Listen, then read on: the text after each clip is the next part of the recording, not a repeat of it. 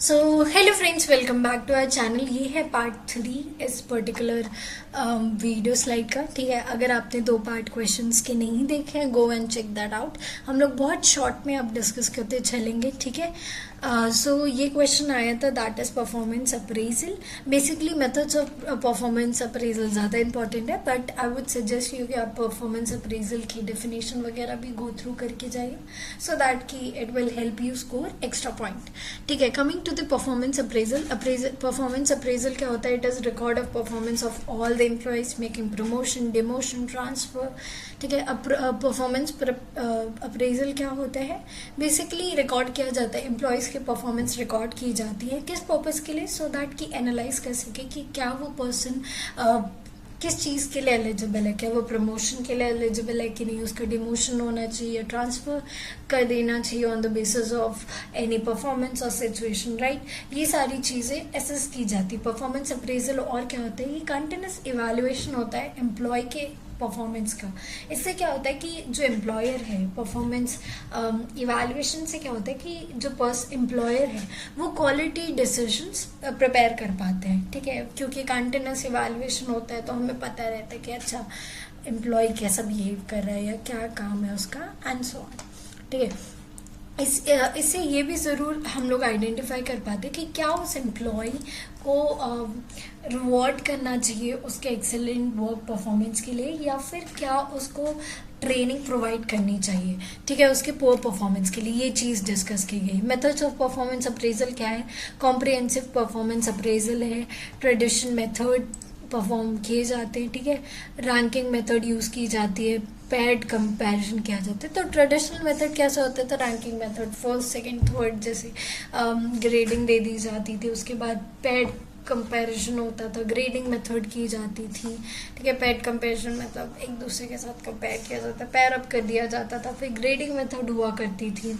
ठीक है, ठीक है, उसके बाद starting with the traditional method performance कैसे दिया जाता है? पहले ranking method first second third allot कर दिया जाता था। फिर पेयरिंग मेथड में क्या हुआ कि 2 लोगों का पेयर बनाना स्टार्ट हुआ, एंड देन उन दोनों को कंपैरिजन करने लगे likewise. And third grading method था। सो बेसिकली क्या होता है ग्रेडिंग मेथड में? जैसे हम लोग को मार्कशीट मिलती है स्कूल में, राइट, उसमें हमें ग्रेड मिलते हैं। सिमिलरली हमारा जो परफॉर्मेंस होता है उसमें भी ग्रेडिंग मिलती है। उसमें कुछ पहले से कुछ set of pre defined performance categories होती है। आउटस्टैंडिंग होता है, सेटिस्फैक्ट्री होता है, नॉन अनसेटिस्फैक्ट्री, लाइकवाइज कुछ ग्रेडिंग होती है, एंड आपको आपके परफॉर्मेंस को उसके बेसिस पे ग्रेड किया जाता है, आपको ग्रेड्स गिवन मिलते हैं।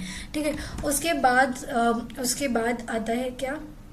उसके बाद आता है forced distribution. Forced distribution method में क्या होता है कि जो मैनेजर होता है वो इवैल्यूएट करता है, ठीक है, और जो एम्प्लॉयज होते हैं उनको कैटेगराइज कर देता है। ठीक है, प्री डिफाइंड उसमें ना वो खुद से टीयर्स बनाते हैं, जैसे टीयर 1, टीयर 2, टीयर 3 ऐसा होता है। लाइक वो ऐसे ही बना देता है। टिपिकली यूजुअली 5 टीयर बनाया जाता है, उसमें टॉप परफॉर्मेंट रहता है, उसमें टॉप 10% इंक्लूड करते हैं। फिर हाई टू एवरेज परफॉर्मेंट रहता है जिसमें हम लोग नेक्स्ट अदर टॉप 20 को इंक्लूड करते हैं। उसके बाद एवरेज परफॉर्मेंट रहता है जिसमें 40% जितने भी एम्प्लॉयज हैं उसको कैलकुलेट किया जाता है। उसके बाद लो एंड एवरेज परफॉर्मेंट रहते हैं। फिर कुछ अंडर परफॉर्मर भी रहते हैं तो उनको इवेल्युएट किया जाता है। ठीक है, तो ऐसे किया जाता है फोर्स्ड डिस्ट्रीब्यूशन मेथड। उसके बाद होता है अनदर ऑप्शन है, ट्रेडिशनल मेथड है, that is what it is choice, force choice method. Force choice method में क्या होता है कि जो रिव्यूअर रहता है वो पहले से ही ना प्री डिटरमाइन स्टेटमेंट बना लेते हैं कि अच्छा ये स्टेटमेंट है, और उसके बेसिस पे वो सेलेक्ट करते जाता है। ठीक है, अब इसमें क्या होता है कि लेट्स से कि उसमें स्टेटमेंट गिवन है कि टेक इनिशिएटिव, तो फिर वो लोग चेक करते हैं कि क्या ये एम्प्लॉय इनिशिएटिव लेता है या नहीं लेता है। अगर लेता है तो येस, एंड अगर नहीं लेता है तो नो। ठीक है, लाइकवाइज नेगेटिव और पॉजिटिव ब्लॉक्स के बेसिस पे परफॉर्मेंस को स्टडी किया जाता है, इवैल्यूएट किया जाता है। उसके बाद चेकलिस्ट मेथड, इसमें पहले से ही चेकलिस्ट डिटरमाइन कर दी जाती है, क्या ये लॉन्ग वर्किंग करता है कि नहीं, क्या ये इनिशिएटिव लेता है या नहीं, ठीक है। उसके बाद फिर इसका वर्क परफॉर्मेंस है कि नहीं, मतलब कैसे गलती करता है कि नहीं, लाइकवाइज, ठीक है, इम्प्रूवमेंट होता है कि नहीं over a period of time. उसके बाद आता है critical incident method. Critical incident method से में क्या होता है कि जो मैनेजर होता है वो ना हर एक पर्सन, हर एक एम्प्लॉय का ना एक स्पेसिफिक इंटेंस को रिकॉर्ड करता है एंड उसके बेसिस पे उसको जज किया जाता है, ठीक है, उस पर्टिकुलर एम्प्लॉय का। तो वो डिपेंड भी करता है, यहाँ पे बायस भी आ सकता है, सब में ही बायसनेस आ सकते हैं, ठीक है। तो ये क्रिटिकल इंसिडेंट मेथड है। उसके बाद है हमारे पास है ग्राफिक रेटिंग स्केल मेथड। इसमें क्या होता है कि एम्प्लॉय की ना ट्रेड्स स्टडी किए जाते हैं, उसके बिहेवियर को स्टडी किया जाता है और उसके बेसिस पे स्केल बनाया जाता है। जैसे कि क्वालिटी ऑफ वर्क, कैसा एम्प्लॉय कैसा काम करता है, क्या वो अच्छा करता है, हाँ वेरी गुड करता है। हो सकता है कि एम्प्लॉय का क्वालिटी ऑफ वर्क अच्छा है, पर क्या उस पर रिलाई कर सकते हैं या नहीं रिलाई कर सकते, लेट्स से रिलाई भी कर सकते हैं, बट क्या उस पर्सन की कम्युनिकेशन स्किल्स अच्छी है, क्या उसके दूसरे एम्प्लॉयज के साथ इंटरपर्सनल रिलेशंस अच्छे हैं कि नहीं, उसमें लीडरशिप क्वालिटीज है कि नहीं, ये सारी चीजें स्टडी की जाती है, राइट। उसके बाद आता है एसे मेथड। एसे मेथड में क्या होता है कि जो पर्सन रहता है, ठीक है, उसमें यूजुअली वो रहता है कि जो मैनेजर होता है यूजुअली वो एक ना बहुत लेंदी ऐसे की तरह डिस्क्रिप्टिव ना एक पैराग्राफ लिखता है, ठीक है, एम्प्लॉयज के वीकनेस के बारे में, उसकी स्ट्रेंथ के बारे में, उसमें क्या पोटेंशियल है, ग्रोथ की है कि नहीं, अगर इन केस है तो कितनी ग्रोथ की पोटेंशियल है, ठीक है। उसके बाद उसके परफॉर्मेंस, पास्ट परफॉर्मेंस कैसे रहे, लाइकवाइज, राइट। उसके बाद आता है field review method. Field review method में क्या होता है कि जो पर्सन होता है, ठीक है, जो एम्प्लॉयर होता है वो क्या करता है यूजुअली कि ना एक्सटर्नल इवैल्यूएटर बुलाते हैं वो लोग, एंड टिपिकली यूजुअली एक्सटर्नल का मतलब मेरा यहाँ पे मैनेजर नहीं है, मेरा ये है कि कोई एचआर प्रोफेशनल आता है एंड वो स्टडी करता है, ठीक है, एम्प्लॉयज को वो सुपरवाइज करता है, ठीक है। इससे क्या होता है कि जो इससे ना एलिमिनेट हो जाता है कोई बायसनेस जो हो, और जो प्रमोशन का क्राइटेरिया होता है वो स्टैंडर्डाइज हो जाता है। जो कॉन्फ्लिक्ट होता है ना मैनेजर और अगर एम्प्लॉय के बीच में होता है तो वो चीज हम लोग ना हटा सकते हैं। उसके बाद है कॉन्फिडेंशियल रिपोर्ट। कॉन्फिडेंशियली रिपोर्ट की जाती है या रिपोर्ट बनाई जाती है। उसके बाद हम लोग डिस्कस करने वाले हैं बहुत important part, that is modern method, ठीक है। Modern method of performance appraisal में सबसे पहला जो है वो क्या है, मैनेजमेंट बाय ऑब्जेक्टिव। तो ये बहुत ज्यादा इम्पोर्टेंट होता है। मैनेजमेंट ऑफ ऑब्जेक्टिव जो MBPO है, इसमें क्या होता है कि जो मैनेजर और एम्प्लॉयज है वो एक साथ मिलके वो डिफाइन करते हैं जो वर्क, वो दोनों एक साथ मिलके वर्क करते हैं इन ऑर्डर टू आइडेंटिफाई करते हैं, फिर हम लोग वो लोग स्पेसिफिक गोल डिसाइड करते हैं एंड इन केस अगर वो लोग अचीव कर पाते हैं, ठीक है, तो क्या होता है इससे ऑफकोर्स ही बात है, मतलब इसका परफॉर्मेंस जो एम्प्लॉय का है वो इंक्रीज हो रहा है कि नहीं। इसका प्रोज क्या है कि एम्प्लॉयज की जो ओनरशिप है वो ज्यादा बढ़ जाती है, ठीक है। ये बेसिकली बेस्ट होता है जिसमें सेल्स हो या मार्केटिंग हो या तो प्रोजेक्ट मैनेजमेंट हो, उन सब चीजों के लिए मेथड बेस्ट है आई वुड से, ठीक है। बट यहाँ पे एक सबसे बड़ा इसका कॉन ये है कि आपको एट एनी कॉस्ट वो प्रोजेक्ट को सक्सेसफुली लॉन्च करना है, बट एज राइटली सेड कि एक पीस ऑफ पेपर एक पर्सन की लाइफ को डिफाइन नहीं कर सकता, ठीक है, डिटरमाइन नहीं कर सकता। सिमिलरली सिर्फ एक प्रोजेक्ट का सक्सेसफुल होना या अनसक्सेसफुल होना क्या एक पर्सन के इंटायर पर्सनालिटी या उसके इंटायर करियर पे क्वेश्चन मार्क लगा जाते हैं। तो ये एक बहुत बड़ा डिमेरिट है। Coming to the second point, that is behaviour and rating scales. इसमें क्या होता है कि इसमें क्वालिटेटिव क्वांटिटेटिव जो भी प्रेसिशन है उसको क्वालिटेटिव बिहेवियर्स वगैरह से कंबाइन किया जाता है एंड यूजुअली जैसे ट्रेडिशनल रेटिंग स्केल मेथड था ना, वैसे ही उसको स्केल किया जाता है, ठीक है। ये बेसिकली बेस्ट होता है जिसमें कस्टमर केयर सर्विस है या तो हेल्थ केयर सर्विस है या तो रिटेल है, ठीक है। इससे क्या होता है बायसनेस रिमूव हो जाती है, ठीक है। बट अगैन ये बहुत ज़्यादा टाइम कंज्यूमिंग टास्क हो जाएगा, क्योंकि डेली स्टडी को भी बिहेवियर को स्टडी करना पड़ता है। तो एचआर के पास सिर्फ यही काम नहीं होता है, एचआर के पास भी बहुत सारे काम होते हैं, राइट। उसके बाद आ जाता है assessment centre method. Assessment centre method में क्या होता है कि जो एम्प्लॉय की अभी करंट है, उसकी करंट और जो उसकी पोटेंशियल परफॉर्मेंस होती है या हो सकती है, वो एनालाइज किया जाता है, इवैल्यूएट किया जाता है। ठीक है, ये कैसे इवैल्यूएट किया जाता है? ये इवैल्यूएट किया जाता है कि एम्प्लॉयज को कुछ जॉब रोल्स दिए जाते हैं उसको, ठीक है, उसको केस स्टडीज वगैरह दिया जाता है, और फिर कुछ सेट ऑफ पैनल या मैनेजर या जो भी लोग होते हैं वो असेस करते हैं उसकी परफॉर्मेंस। तो ये होता है असेसमेंट सेंटर। नाउ होता है 360 डिग्री अप्रेजल। 360 डिग्री अप्रेजल क्या होता है?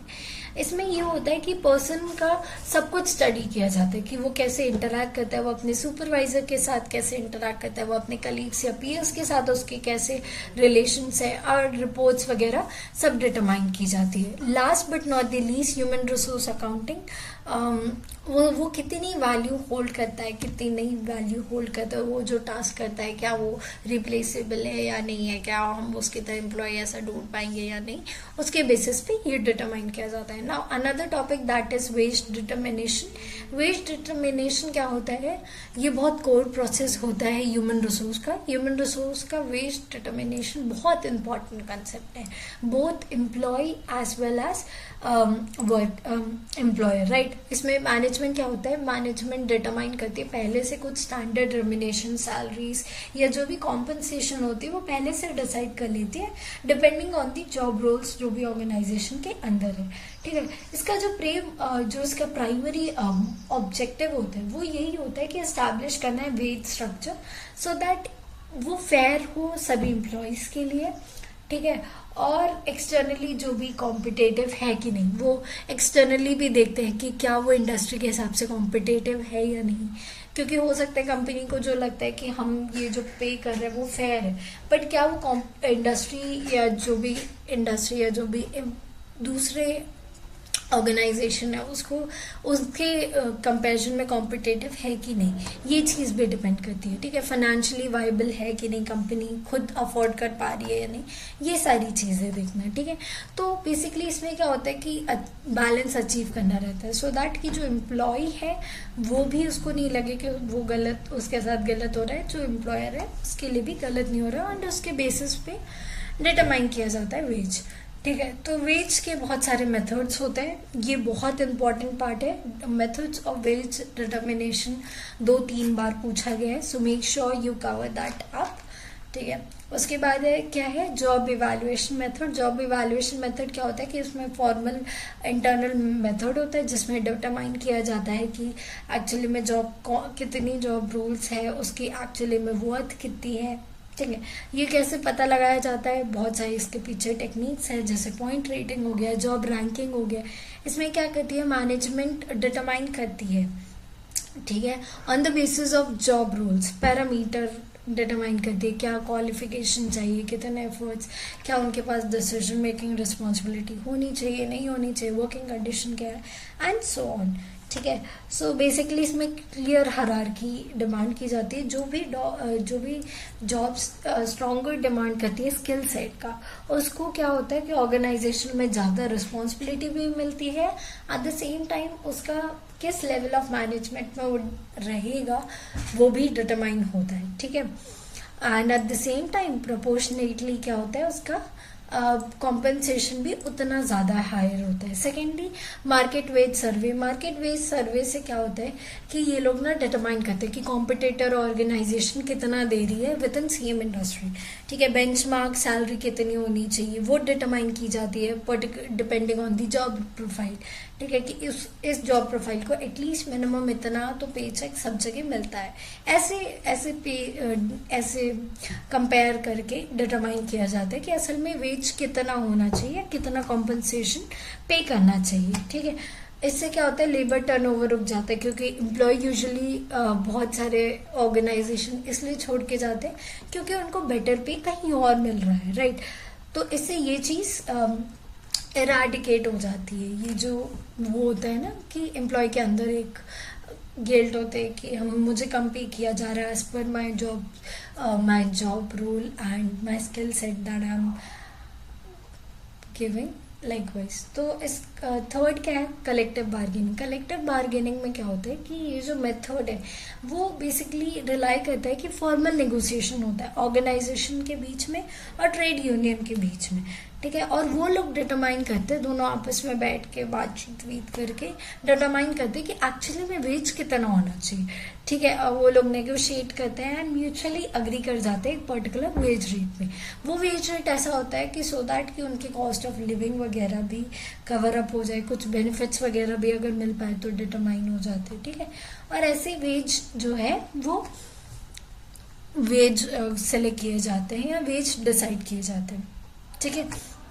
तो ये हेविली डिपेंड किया जाता है रिलेटिव बार्गेनिंग पावर पे, इकोनॉमिक लेवरेज में। जैसे लेट्स से पीएचएल की फैक्ट्री, यूजुअली वहाँ पे भी ये कलेक्टिव बार्गेनिंग ट्रेड यूनियन वगैरह के कारण वर्कर्स की आप सैलरी से नहीं काट सकते, ठीक है। तो ये चीज़ अच्छी है वर्कर्स के लिए, राइट। फिर coming to the fourth point that is performance based पे and the incentive system. Specially ये आपको यहाँ पे दिखेंगे परफॉर्मेंस बेस्ड पे आपको मार्केटिंग जो फर्म्स होते हैं वहाँ पे ज़्यादा आपको देखने को मिलेगा, जहाँ पे आप कितना एक्चुअल आउटपुट आप खुद दिखा पा रहे हो उसके बेसिस पे आपको कॉम्पनसेट किए जाते हैं। काफ़ी जगह पे टाइम के बेसिस पे भी रहते हैं कि आप इतने घंटे काम करोगे और इतने मिनट, इनफैक्ट काफ़ी जगह मिनट और सेकेंड पे भी डिपेंड करता है, आप इतना काम करोगे तो हम उतना पे करेंगे, राइट। और ये बेसिकली डिटरमाइन होता है टू स्टैंडर्ड सिस्टम में। एक टाइम रेट सिस्टम होता है जहाँ पे जो वर्कर होता है वो कॉम्पनसेट किया जाता है बेसिस ऑफ कितने duration of labour, hourly, daily, monthly rate के बेसिस पे, और पीस रेट सिस्टम जिसमें स्पेशली कैलकुलेट किया जाता है कि एक्चुअली में एम्प्लॉय ने कितने आउटपुट जनरेट किया, कितना वॉल्यूम ऑफ इनपुट प्रोड्यूस किया, उसके बेसिस पे पे किया जाता है, ठीक है। इससे क्या होता है, इस मेथड से ना जो वर्कर, जो एम्प्लॉयर रहता है वो प्रॉपरली वो कर पाता है कि क्या कहते हैं प्रॉपर पे हो रहा है कि नहीं, मतलब एफिशिएंसी बहुत ज़्यादा रहती है, स्पेशली मनी बेस्ड एफिशिएंसी बहुत ज़्यादा रहती है फॉर एम्प्लॉयर, ठीक है। तो उसके बाद coming to industrial relation objective. Industrial relation objective में क्या होता है, फंक्शनल रिलेशनशिप होता है मैनेजमेंट के बीच में और वर्कमैन के बीच में, ठीक है। और इसके की ऑब्जेक्टिव्स क्या होते हैं, जो ऑर्गेनाइजेशन होता है वो खुद से इंडस्ट्रियल रिलेशन फ्रेमवर्क डिसाइड कर लेता है। बेसिकली इसका ये है कि जो लेबर होता है, लेबर और मैनेजमेंट के बीच में डेवलपमेंट इनिशिएट हो, उनके बीच में अच्छे और हेल्दी रिलेशंस हो, यही ये चीज़ बताई गई है कि हेल्दी वर्किंग एनवायरनमेंट हो बोथ वर्कर्स और मैनेजर्स के लिए, दोनों एक दूसरे के राइट्स और रिस्पॉन्सिबिलिटी को रिस्पेक्ट करें, दोनों के बीच में एक म्यूचुअल अंडरस्टैंडिंग और ट्रस्ट होना चाहिए। और इन इंडस्ट्रियल रिलेशनशिप से ये चीज़ इंश्योर की जाती है कि जो टॉप मैनेजमेंट और जो फ्लोर लेवल मैनेजमेंट के बीच में जो गैप है वो कम हो जाए, जो भी मिसअंडरस्टैंडिंग है वो ख़त्म हो जाए, और इंस्टेड एक स्ट्रॉन्ग लॉन्ग टर्म कॉपरेशन का जो वो होता है, ट्रस्ट जो वो होता है बॉन्ड, वो बिल्डअप हो जाए, ठीक है। Coming to the second point that is minimise industrial conflict and dispute. इसमें क्या होता है कि जो इंडस्ट्रीज में इतने सारे डिस्प्यूट्स है, जो लॉकआउट है, गिरोज है, ये बेसिकली क्या करती है, ये ऑर्गेनाइजेशन की प्रोडक्टिविटी को बहुत हद तक कम कर देती है। तो इंडस्ट्रियल रिलेशन यही इंश्योर करता है कि ये जितने भी सारे कॉन्फ्लिक्ट्स हैं वो बहुत जल्दी सुलझ जाते हैं। जब अच्छे इंडस्ट्रियल रिलेशंस होते हैं तो ये सारे बहुत rarest of the rarest case में ये सारे कॉन्फ्लिक्ट्स आते हैं, ठीक है, क्योंकि प्रॉपर ग्रीवियंस हेल्ड किए जाते हैं, ठीक है। इसके कारण ना ये सारी चीज़ें काफ़ी हद तक आप नॉट इग्नोर कर सकते हो, आप काफ़ी हद तक इनको हटा सकते हो, ठीक है, अवॉइड कर पाते हो, ठीक है। Coming to the third point, to safeguard the interest of the labour of management. Industrial relation ये चीज़ इंश्योर करता है कि बोथ द पार्टीज, दोनों parties, both workers and the employer, दोनों के पास, या एम्प्लॉयज़ एंड वर्कर दोनों के पास इक्वल राइट्स हो, ठीक है। वर्कर्स के लिए भी इंश्योर हो पाए कि उनको फेयर वेजेस मिल रहे हैं, उनको सेफ वर्किंग कंडीशंस मिल रहे हैं, उनको सोशल सिक्योरिटी सिक्योरिटी मिल रही है, राइट। ये सारी चीज़ें इंश्योर हो पाती है थ्रू ट्रेड यूनियन। वहीं पे मैनेजमेंट भी सेव गार्ड कर पा रही है कि वर्क लाइफ डिसिप्लिन हो, वर्क प्लेस में काफ़ी हद तक डिसिप्लिन हो, ठीक है, और वो reasonable amount of productivity deserve करते हैं वर्कफोर्स से, राइट। ये सारी चीज़ें। उसके बाद फोर्थ पॉइंट है to establish and maintain industrial democracy, ठीक है। डेमोक्रेसी का मतलब क्या होता है, everyone has an equal right and everyone play an important role, right. So industrial democracy में भी यही किया गया है कि सब वर्कर्स के पास भी वॉइस होनी चाहिए, बिकॉज उनका वर्किंग लाइफ डिस्टर्ब हो रहा है, राइट। इसीलिए कंसेप्ट लाए गए जैसे वर्कर्स पार्टिसिपेशन इन मैनेजमेंट, ठीक है, कलेक्टिव बार्गेनिंग, जहाँ पे वर्कर्स सभी मिलके कलेक्टिवली बार्गेन करते हैं मैनेजमेंट के साथ। तो ये सारी चीज़ हैं, ठीक है। उसके बाद है टू इंश्योर कि गवर्नमेंट कंप्लायंस हो रहा है, सभी लेबर लॉ इम्प्लीमेंट हो रहा है कि नहीं। आप काफ़ी सारी इंडस्ट्रीज में जाओगे जहाँ पे मिनिमम वेज लेबर का भी नहीं है, तो ये सारी चीज़ें हो रही है कि नहीं, ठीक है। फिर उसके बाद ट्रेड यूनियन भी बहुत इंपॉर्टेंट टॉपिक है। उससे ज़्यादा इंपॉर्टेंट टॉपिक है कि एक्चुअली में जो वर्कर्स हैं वो ट्रेड यूनियन क्यों ज्वाइन कर रहे हैं, ठीक है। तो ट्रेड यूनियन बेसिकली क्या होता है कि वो एसोसिएशन होता है, वॉलंटरी एसोसिएशन होता है। वॉलंटरी वर्ड बहुत इंपॉर्टेंट है क्योंकि वर्कर्स अपनी इच्छा से आते हैं ट्रेड यूनियन में, राइट। तो ट्रेड यूनियन क्या होता है कि वॉलंटरी एसोसिएशन होती है वर्कर्स की, जो एक्चुअली में वो बनाई ही इसलिए गई है कि वो प्रोटेक्ट कर पाए एंड वो कॉमन इंटरेस्ट है, जो भी वर्कर्स के खुद के एक पर्सनल इंटरेस्ट है, ये जो कॉमन इंटरेस्ट है, जैसे फेयर वेज मिलना चाहिए, प्रॉपर वर्किंग कंडीशन मिलनी चाहिए, ये सारी चीज़ें ना वो कलेक्टिवली एक्शन के थ्रू रख पा रहे, पुट फॉरवर्ड कर पा रहे in front of the organisation, and उनके पास भी बार्गेनिंग पावर है। सिर्फ मैनेजमेंट के पास बार्गेनिंग पावर नहीं है, क्योंकि अगर सिर्फ मैनेजमेंट के पास बार्गेनिंग पावर होगी तो क्या होगा, कुछ नहीं होगा, एक्सप्लॉयटेशन होगा, किसका, वर्कर्स का, राइट। तो उनके जो ट्रेड यूनियन होता है वो वर्कर्स को, सभी वर्कर्स को एक साथ लाती है, उनको एक स्ट्रॉन्ग वॉइस प्रोवाइड करती है, सो दैट कि they are able to negotiate for themselves, उनको प्रॉपर वेज मिल पाए, उनकी वर्किंग कंडीशन हो पाए, एंड उनको एक certain level of job security तो एटलीस्ट मिले, ठीक है।